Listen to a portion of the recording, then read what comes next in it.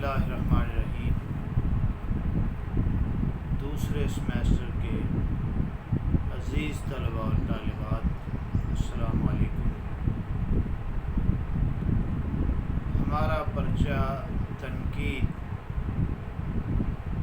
جو دوسرے سیمیسٹر کا دوسرا پرچہ ہے، وہ الحمدللہ باقاعدہ طور پر اپنے حتمی امتحان کی طرف چل رہا ہے، رواں دواں ہے۔ عموماً ایک سیمیسٹر میں 16 کلاسز ہوتی ہیں۔ تو آج ہماری 11ویں کلاس ہے۔ اس کا مطلب یہ ہے کہ 5 کلاسز مزید اس پرچے پر ہوں گی، اور 25 اور 26 جولائی کو اس وقت تک کی جو یونیورسٹی کی اطلاعات ہیں ان کے مطابق ان اطلاعات کی روشنی میں یہ عرض کر رہا ہوں کہ 25-26 جولائی کو آپ کے فائنل ٹرم امتحانات ہوں گے۔ تو ہمارے پاس 3 موضوعات ہیں، اور باقی حصہ جو ہے وہ استاد مکرم پروفیسر ڈاکٹر عبدالکریم خالد صاحب کے پاس ہے۔ مجھے معلوم ہے کہ وہ حصہ اس سے بہت بہتر چل رہا ہے، بہت بہتر طریقے سے، بلکہ بہترین طریقے سے آگے کی طرف جا رہا ہے۔ تو ہماری بھی یہ کوشش ہے کہ تھوڑا بہت کسی نہ کسی حد تک یہ موضوعات بھی ہیں آپ کی سمجھ میں آ جائیں۔ تو اس میں پہلا موضوع جو تھا تحقیق، تنقید اور تحقیق کا باہمی رشتہ، اس پر ہماری گفتگو چل رہی ہے،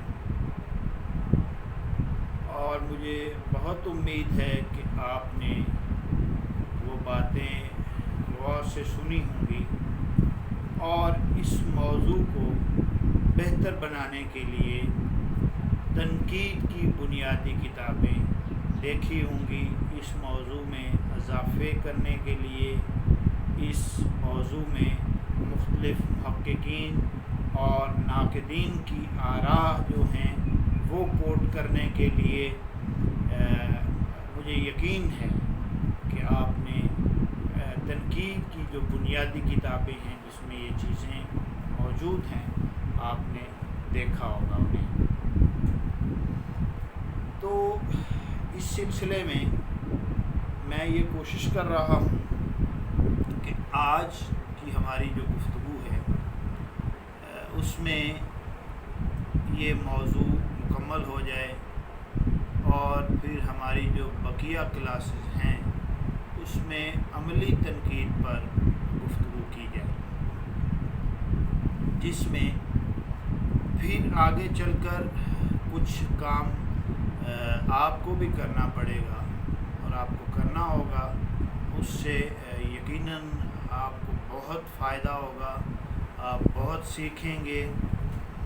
تو وہ عملی تنقید جو ہے وہ تحقیقی تصنیف پر بھی ہے، تنقیدی تصنیف پر بھی ہے۔ ڈاکٹر صاحب آپ کو اردو شاعری اور نثر پر بھی عملی تنقید کے بارے میں بہت مفید معلومات فراہم کر رہے ہیں، میرے علم میں ہیں یہ چیزیں۔ تو وہ بھی انشاءاللہ ہمارے 2 موضوعات وہ بھی اسی ٹرم میں ہیں، ہم نے فائنل ٹرم سے پہلے انہیں بھی دیکھنا ہے۔ تو تحقیق اور تنقید کا جو رشتہ ہے اس پر ہماری گفتگو ہو رہی ہے، اور میں نے یہ بھی عرض کیا تھا کہ عملی تنقید کو سمجھنے کے لیے، تنقید کو سمجھنے کے لیے، اس پرچے کو بہتر بنانے کے لیے جو معلومات آپ کو دی جاتی ہیں انہیں بڑھانے کے لیے آپ کچھ کتابوں کو دیکھیے. میں نے احتشام حسین کی ایک کتاب کا ذکر کیا تھا، تنقید اور عملی تنقید. تو مجھے بہت امید ہے کہ آپ نے یہ دیکھی ہوگی کتاب. اس کے بعد اشارات تنقید، ڈاکٹر سید عبداللہ کی کتاب، یہ بھی میں نے عرض کیا تھا کہ آپ اسے بھی دیکھنے کی کوشش کیجیے. پھر ایک کتاب تھی تنقیدی دبستان. یہ وہ بنیادی کتابیں ہیں جو آپ کو پڑھ لینی چاہیے یہ پرچہ پڑھتے ہوئے. ڈاکٹر سلیم اختر کی کتاب ہے تنقیدی دبستان، اسے بھی دیکھیے آپ. اس کے علاوہ تنقیدی اصول اور نظریے، ڈاکٹر حامد اللہ افسر کی کتاب، اسے بھی دیکھیے. تو عابد عابد کی کتاب اصول انتقاد ادبیات، یہ بھی بہت مفید ثابت ہوگی آپ کا یہ پرچہ جو ہے اسے بہتر کرنے کے لیے، اسے اچھے طریقے سے سمجھنے کے لیے. تو یہ میں امید کرتا ہوں کہ آپ ان کتابوں کو بھی ساتھ ساتھ دیکھ رہے ہوں گے اور آپ کو دیکھنا چاہیے. تحقیق اور تنقید کا جو رشتہ ہے یا ان کا جو ساتھ ہے، کوشش کرتے ہیں کہ آج اس پر بات پوری ہو جائے، اور اگر اس وقت میں نہیں ہو پاتی پھر اگلی کلاس میں یہ بات انشاءاللہ مکمل ہو جائے گی. تو تحقیق اور تنقید، یہ بہت ساری باتیں میں نے پہلے بھی عرض کی ہیں. آپ پہلے سے ان چیزوں کو جانتے ہیں کہ ان کا چولی دامن کا ساتھ ہے. دیکھیے یہ لازم و ملزوم اور چولی دامن، یہ ایسی تراکیب ہیں، ایسے الفاظ ہیں کہ اب لگتے تو ہیں یہ گھسے پٹے کہ یہ ان کا چولی دامن کا ساتھ ہے، آپ اس میں لازم و ملزوم ہیں. لیکن ان کے تعلق کو واضح کرنے کے لیے یہ بولنے پڑتے ہیں، ان کا استعمال کرنا پڑتا ہے. تو چولی اور دامن یہ کیسا ساتھ ہے یہ آپ جانتے ہیں. تو یہ دونوں لازم و ملزوم ہیں. ادبیات میں جب تحقیق کی بات کی جاتی ہے یا ادبیات میں جب تحقیق کی جاتی ہے تو تنقید کا سہارا لینا پڑتا ہے. بغیر تنقید کا سہارا لیے ہوئے تحقیق ممکن نہیں. یہ بات ہے کہ کسی ادبی کارنامے میں پر تحقیق کرنے سے پہلے یہ جان لینا چاہیے کہ اس کی اہمیت ادب میں کیا ہے، ادب میں اس کا کیا مقام ہے، ادب اس کو کس درجے پر رکھتا ہے، اس پر تحقیق اور چھان بین کی ضرورت ہے بھی یا نہیں، اور آیا وہ ادب میں کسی اضافے کا باعث بن سکتی ہے یا نہیں. یہ باتیں ضرور ذہن میں رکھنی چاہیے. کسی ایسے کام پر جس کا ادب میں کوئی قد کاٹ نہیں ہے، ادب جس کی اہمیت کو تسلیم نہیں کرتا، اگر ہم اس پہ مغز ماری کرتے ہیں، اس پہ اپنی قوت ضائع کرتے ہیں، اپنی انرجی کا ضیاع کرتے ہیں، تو وہ سوائے وقت ضائع کرنے کے، سوائے اپنی طاقت ضائع کرنے کے، ذہنی اور جسمانی، اس کے علاوہ کچھ نہیں ہے. تو یہ پہلے ذہن میں ہونا چاہیے. محقق جو ہوتا ہے وہ جب تک ان باتوں کو نہ جان لے وہ تحقیق کی طرف راغب نہیں ہوتا، اور اسے ہونا بھی نہیں چاہیے. اس کا مطلب یہ ہے کہ محقق کے لیے ایک تنقیدی شعور ضروری ہوتا ہے. جب تحقیق کی جاتی ہے تو اس کے لیے تنقیدی شعور جو ہے وہ لازمی ہے، اور وہ اس کی کئی تحریروں میں جگہ جگہ اس کے کام آتا ہے، جگہ جگہ وہ کام کرتا نظر آتا ہے. اس سے یہ پتہ چلا یا یہ بات ہمیں معلوم ہوئی کہ تحقیق کی ابتدا ہی تنقید سے ہوتی ہے، اور اس کے بعد تحقیق کا پہلو تنقید میں اس وقت پیدا ہوتا ہے جب محقق اپنے کام کی اہمیت دوسروں کے ذہن نشین کرانے کے لیے تنقید کا سہارا لیتا ہے۔ جو کچھ وہ اپنی تحقیق کے متعلق دوسروں کے لیے لکھتا ہے وہ تنقید ہوتی ہے، کیونکہ اس سلسلے میں وہ اس کے تمام محاسن و معائب پر روشنی ڈالتا ہے اور اس پر پڑھتے ہوئے گرد و پیش کے اثرات اور ماحول کا تذکرہ ہوتا ہے، اس کے مصنف کی ذہنی صلاحیتوں کا جائزہ لیتا ہے اور ادب میں اس کے مرتبے کو متعین کرتا ہے۔ غرض یہ کہ وہ کسی پہلو کو نظر انداز نہیں کرتا، تمام پہلوؤں کا احاطہ کرتا ہے، اور یہ ایک محقق کے لیے بنیادی چیز ہے کہ اسے تمام پہلوؤں کا احاطہ کرنا چاہیے۔ اگر تحقیق و تنقید جیسا کہ کلیم الدین احمد اردو تنقید کا ایک بڑا نام ہے، اردو شاعری پر ایک نظر ان کی کتاب بڑی معروف، اور اردو تنقید پر ایک نظر، اور آپ کو یہ تنقید کا پرچہ پڑھتے ہوئے ان کی یہ کتاب دیکھنی چاہیے، اردو تنقید پر ایک نظر کلیم الدین احمد کی۔ وہ لکھتے ہیں کہ دماغ انسان کی دو مختلف تحریکیں ہیں۔ نمبر ایک کیا ہے؟ وہ کہتے ہیں کہ لیکن ان دونوں کو ایک دوسرے سے علیحدہ نہیں کیا جا سکتا۔ نہ بغیر تحقیق کے تنقید ممکن ہے اور نہ بغیر تنقید کے تحقیق۔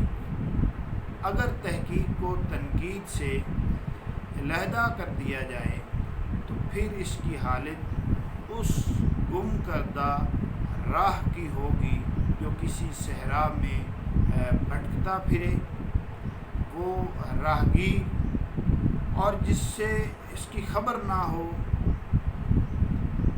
تو یہ انہوں نے بطور مثال یہ بات کی۔ یہی وجہ ہے کہ ادبی تحقیق کے ساتھ تنقید ہر زبان میں ملی جلی نظر آتی ہے، یہ انہوں نے کہا ہے۔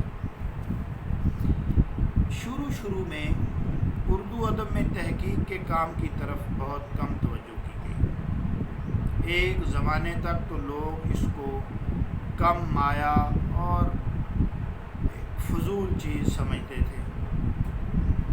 اس کا نتیجہ یہ ہے کہ اردو میں شروع سے تحقیق کا کوئی مستقل رجحان جو ہے، طاقتور رجحان، وہ نظر نہیں آتا۔ البتہ تحقیق کی ایک روایت ضرور ملتی ہے۔ جیسے ہی اردو سے لوگ باقاعدہ دلچسپی لینے لگے اور اس میں شعر و شاعری کے ساتھ دوسرے ادبی مشاغل کا سلسلہ جاری ہوا، تو مختلف تحریروں میں اردو زبان اور اس کے ادب کے متعلق اشاروں کی صورت میں اظہار خیال کیا جانے لگا۔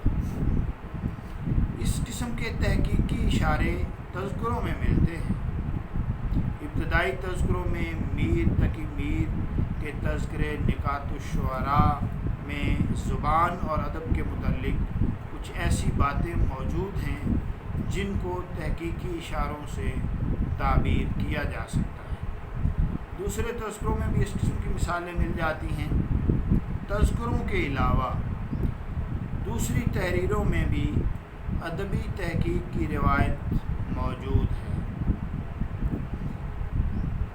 سودا کے بعض اعتراضات وغیرہ میں اس کی جھلک نظر آتی ہے، اور آگے چل کر غالب کے خطوط میں بھی کچھ ایسے مسائل پر بحث کا سلسلہ ملتا ہے جس کو ادبی تحقیق کی ایک شکل یا ایک روایت یا ایک صورت کہا جا سکتا ہے۔ اس کے علاوہ دوسری جگہ بھی اس قسم کی تحقیقی جھلکیاں تلاش کی جا سکتی ہیں۔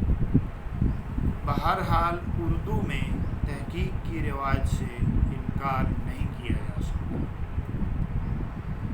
البتہ اس طرف ادب کے دوسرے شعبوں کی طرح سر سید کے زمانے سے پہلے کسی نے پوری طرح توجہ نہیں کی کہ جس سے نہ اس کا کوئی سلسلہ شروع ہو سکا اور نہ وہ کوئی مستقل حیثیت اختیار کر سکی۔ جب سر سید کا زمانہ آیا تو بڑھتے ہوئے قومی اور ملی شعور نے اپنی زبان و ادب سے گہری دلچسپی لینے کے لیے ان لوگوں کو مجبور کیا جو اجتماعی زندگی میں کچھ کرنا چاہتے تھے، جن کے پاس شعور بھی تھا اور کچھ کرنے کا ایک جذبہ بھی ان کے اندر موجود تھا۔ تو سر سید کو خود اپنی زبان و ادب کا بڑا خیال تھا اور وہ ان کے ساتھ بھی اس سلسلے میں پیش رہے۔ ان میں سے حالی، نذیر احمد، شبلی اور آزاد، ان سب کے ہاں یہ خصوصیات نظر آتی ہیں، لیکن ان میں سوائے آزاد کے ادبی و لسانی تحقیق کی طرف کوئی پوری طرح متوجہ نہ ہو سکا، کیونکہ ان کے پاس کرنے کے لیے اور بہت سے کام تھے۔ آزاد نے چونکہ میدان ہی ادب کو بنایا، اس لیے ان کے یہاں تحقیق جو ہے اس کا پہلو اچھا خاصا نظر آتا ہے۔ یہ دوسری بات ہے۔ یہ الگ بات ہے کہ وقت نے ان کی بہت سی ادبی تحقیقات کو رد کیا ہے، غلط ثابت کیا ہے۔ ان کی آب حیات میں اگرچہ بہت سی کوتاہیاں بھی نظر آتی ہیں، لیکن اردو میں وہ ادبی تحقیق کی طرف پہلا قدم ہے۔ تحقیق کے لیے بڑے سکون اور اطمینان کی ضرورت ہوتی ہے۔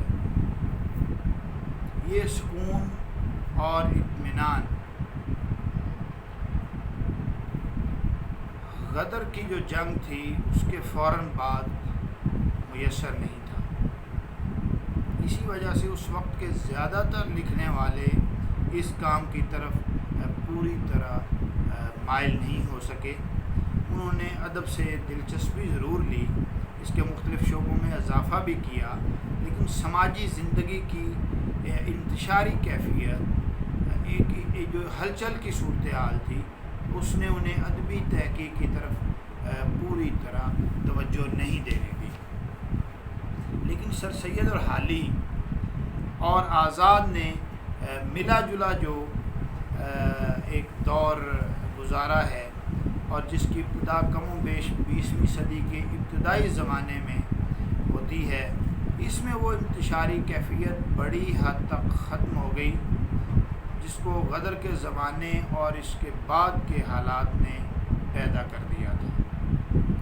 اب ادیبوں کو دوسرے ادبی کاموں کے ساتھ ساتھ ادبی تحقیق کی طرف بھی توجہ دینے کا خیال آیا، چنانچہ ان میں سے بعض لوگوں نے اپنی زندگیاں اس کام کے لیے وقف کر دی اور اپنی محنت سے ادب میں تحقیق و تفتیش کا جو کام ہے اسے بہت سی نئی جہتیں دیں، ایسی نئی کتابوں کا اضافہ کیا، ایسی نئی کتابوں کا پتہ چلا جن کا اب تک کسی کو علم نہیں تھا۔ اس طرح اردو ادب کی تاریخ جو ہے وہ برسوں پیچھے جو ہے وہ جو آ رہی تھی ایک اردو ادب کی تاریخ، اس میں ایک بہت خاطر خواہ اضافہ ہوا۔ اس زمانے کے سب سے بڑے محقق ڈاکٹر مولوی عبدالحق ہیں، جنہوں نے اردو ادب کی تحقیق کو اپنا میدان بنا لیا اور ساری زندگی اس کے لیے وقف کر دی۔ ان کے ہاتھوں ادبی تحقیق کا خیال عام ہوا اور ایک فضا پیدا ہو گئی، چنانچہ ان کے ساتھ دوسرے لوگ بھی اس طرف متوجہ ہونے لگے۔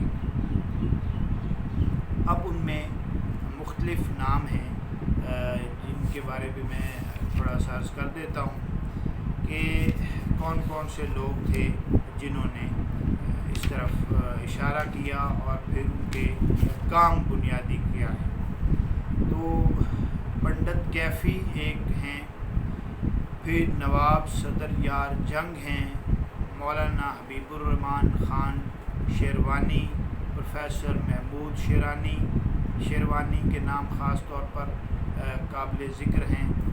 اس کے بعد پروفیسر حامد حسن قادری، ڈاکٹر عبداللہ، ڈاکٹر محی الدین زور، پروفیسر مسعود حسن ادیب اس میدان میں پیش نظر آتے ہیں۔ انہوں نے تحقیق میں کس طرح کا کام کیا یا ادبی تحقیق اور تنقید کے حوالے سے یہ کیسے اپنی پہچان رکھتے ہیں۔ جو پنڈت کیفی ہیں وہ بھی اردو زبان اور ادب کے محقق ہیں اور وہ ایک ماہر لسانیات ہیں اور ادیب بھی، تو ان کی کتاب منشورات اور کیفیہ، یہ دونوں کتابیں اردو زبان و ادب کے مختلف پہلوؤں پر روشنی ڈالتی ہیں۔ اردو زبان و ادب کے حوالے سے بہت اہم کتابیں ہیں۔ ان کے علاوہ انہوں نے مختلف رسائل میں مضامین بھی لکھے، جس سے پنڈت کیفی کے تنقیدی خیالات و نظریات پر روشنی پڑتی ہے اور ان کے انداز تنقید کا پتہ چلتا ہے۔ تو تنقید میں وہ بہت سے ادیبوں سے متاثر ہوئے، لیکن ان کی انفرادیت جو ہے اس نے خود اپنا راستہ بنایا۔ اس طرح دوسرا نام جو پروفیسر محمود شیرانی کا ہے، محمود شیرانی اردو کے بڑے محقق ہیں۔ تحقیق و تنقید جو ہے گویا ان کی گھٹی میں پڑی ہوئی تھی، بہت شوق تھا، اس وجہ سے ان کی تحریروں میں تحقیق کی طرف توجہ زیادہ ہے۔ اس کا نتیجہ یہ ہے کہ ان کی تنقید وہ قدرے پس منظر میں چلی جاتی ہے۔ ان کی تحقیقی تحریروں میں کہیں کہیں تنقیدی اشارے ضرور مل جاتے ہیں، لیکن وہ تنقید کی طرف کوئی خاص توجہ نہیں دے سکے۔ تو وہ شعر و ادب کے متعلق وہی خیالات رکھتے ہیں جو دوسرے محققین کے ہیں۔ یہ خیالات ان کی تحریروں میں کسی منظم اور مضبوط یا مربوط جو شکل ہے اس میں نہیں ملتے۔ یہ مختلف مضامین سے اخذ کیے جا سکتے ہیں، لیکن محمود شیرانی جو ہیں وہ انہیں تحقیق سے ایک غیر معمولی انہماک تھا، اس لیے وہ تنقید کی طرف پوری طرح توجہ نہیں دے سکے، لیکن ان کی تنقید جو ان کے خیالات ہیں اس میں تنقیدی شعور ضرور ملتا ہے۔ مجموعی طور پر ہم دیکھیں یہ پتہ چلتا ہے کہ ان کا جو عہد تغیر کی تنقید ہے اس پر یہ اثر ہے تنقید۔ اسی طرح حبیب الرحمان خان شیروانی اور نواب صدر یار جنگ جو ہیں وہ بھی فارسی اور اردو کے نامور محقق ہیں۔ کئی قدیم کتابوں کے نسخے انہوں نے جمع کر رکھے تھے اور اپنے کتب خانے بنا رکھے تھے۔ ان کے تحقیقی اور تنقیدی مضامین اور تبصرے وہ مختلف رسائل میں چھپتے رہے، مخزن میں، علی گڑھ انسٹیٹیوٹ وغیرہ، تو ان کے ہاں بھی اچھا خاصا تنقیدی شعور دیکھا جا سکتا ہے۔ اس کے علاوہ سید مسعود حسن ادیب جو ہیں وہ بھی اردو کے نامور محقق تسلیم کیے جاتے ہیں۔ انہوں نے کئی قدیم کتابوں کو مرتب کیا اور اپنی ادبی اور تحقیقی جو ایک پہچان ہے وہ بنائی۔ اپنے ادبی اور تحقیقی کاموں کے متعلق خود وہ کہتے تھے کہ ذوق کی تحریک، حالات کی مساعدت اور خیالات کی یکسوئی کی بدولت مجھ سے جو تھوڑا بہت ادبی کام اب تک ہو سکا ہے، اس سے میرا شمار ادب کے خدمت گزاروں میں ہونے لگا ہے۔ دیکھیے اب ان کی جو تحقیقی تحریریں ہیں ان میں بھی تنقید کی جھلکیاں ملتی ہیں، لیکن نظریات جو ہیں وہ تنقید پر ان کی ایک مشکل کتاب ہماری شاعری ہے۔ یہ جو تنقیدی نظریات ہیں ان کے، اس پر ان کی ایک معروف کتاب ہے ہماری شاعری کے عنوان سے، تو اس میں یہ چیزیں ہیں۔ اگر ان کی تنقید پر ہم نظر ڈالیں تو اس سے پہلے ان کی جو ایک ان کا طبعی ذہنی رجحان تھا، وہ استعداد اور ماحول کا اس پر گہرا اثر تھا، لہٰذا ان کے تنقیدی نظریات اور انداز تنقید دونوں کی تشکیل اس ماحول اور اس جو ان کی یہ ایک استعداد تھی اس میں برابر چلتی رہی۔ تحقیق ان کی گویا گھٹی میں شامل تھی، احتیاط کو وہ اپنا ایمان سمجھتے تھے۔ ان کی طبیعت کا عام رجحان یہ ہے کہ وہ اسلاف کے کارناموں کی اہمیت کو پہچانیں، ان کا صحیح اندازہ لگائیں۔ تو یہ ان کی تحقیق کا جو ہے وہ عالم ہے۔ اب مسعود صاحب نے شاعرانہ خیال کی کچھ خصوصیتیں یا شعر کی جو معنوی خوبیاں ہیں وہ بھی گنوائی ہیں۔ اس کے علاوہ ان کے خیالات جو ہیں انہیں سائنٹیفک خیالات کہا جاتا ہے، جو شاعری کے متعلق بنیادی خیالات و نظریات کا جو نچوڑ سمجھے جاتے ہیں، اور اپنے تنقیدی نظریات کو پیش کرتے ہوئے اگرچہ مسعود صاحب نے دلچسپ بحث کی ہے اور نہایت شگفتہ انداز میں ان کو پیش کیا ہے، لیکن ان کے پیش نظر فلسفہ شاعری سے بحث نہیں، اس لیے اس سے تنقید کے فلسفیانہ اصول اخذ نہیں کیے جا سکتے، اور اس چیز کا وہ خود اعتراف بھی کرتے ہیں۔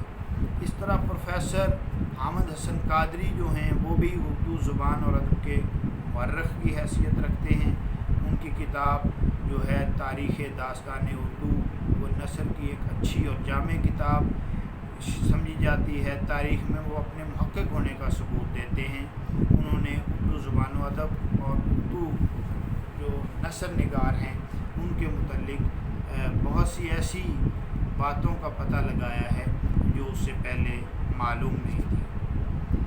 اب وہ قدامت پرست اور روایت پسند ضرور ہیں، انہوں نے خود اس کا اعتراف کیا ہے کہ بڑھاپے کی نسبت سے بہت بڑھ کر قدامت پسند بلکہ قدامت پرست ہوں۔